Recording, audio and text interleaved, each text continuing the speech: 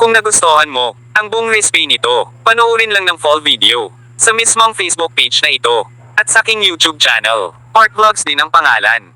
Ito lang, durugin muna natin ating saging ng tinidor.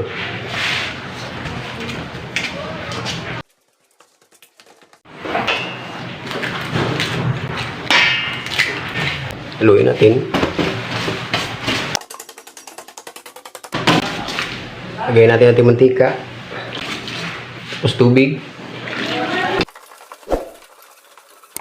Lagyan natin ng harina.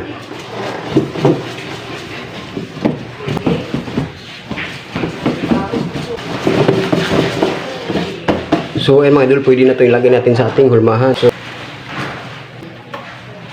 So ayan mga idol, lalagay natin sa ating oven. 200 degrees ang temperature ng ating oven mga idol, no? So ganyan kalakas ang ating apoy. So ayan mga idol, ito na siya. Ngayon, hainin na natin. So ayan mga idol, ito ang kanyang finished products mga idol. So hanggang dito lang mga idol, sana nagustuhan nyo ang video na ito. At mga idol, hanggang dito lang. God bless and happy baking.